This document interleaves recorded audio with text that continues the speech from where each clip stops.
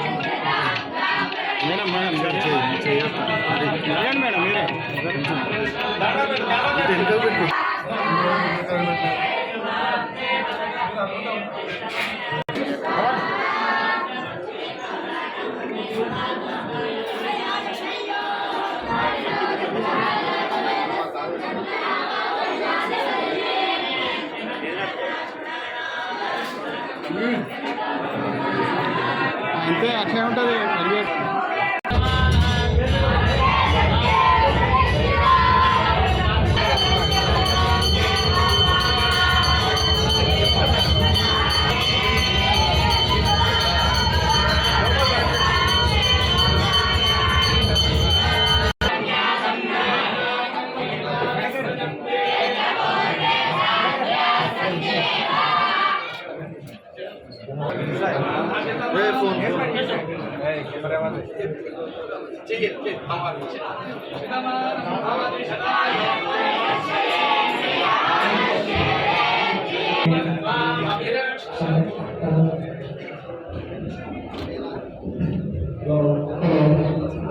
భద్రకాళి అమ్మవారి శాకాంబరి ఉత్సవాలు ప్రతి సంవత్సరం మనం నిర్వహించుకుంటూనే ఉంటాం.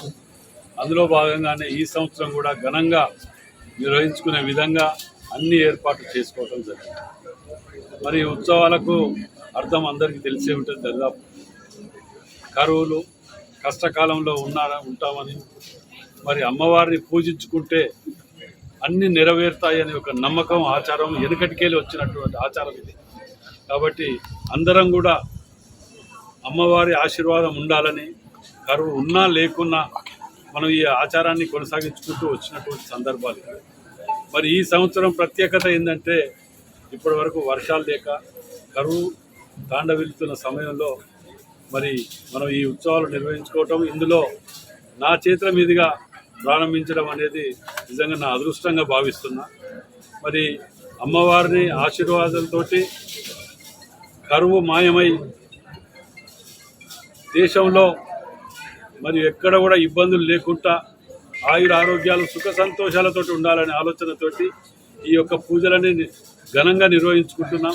మరి అందులో భాగంగా భక్తులందరూ కూడా అమ్మవారిని కోరికలు కోరుకునే విధంగా మొదట ఈ కరువు కాటకాలకి బయటపడేసే విధంగా ఉండాలని అమ్మవారిని కోరుకోవాలని విజ్ఞప్తి చేస్తూ మరి ఈ కార్యక్రమాన్ని ఈ గుడి ఆలయం అభివృద్ధికి పూర్తి స్థాయిలో సహకరిస్తున్నటువంటి ఈఓ గారు మరియు శేషయ్య గారు మరియు ఆలయ కమిటీ సభ్యులు అందరూ కూడా, ముఖ్యంగా ప్రజలు ఈ అభివృద్ధికి సహకరించాలి.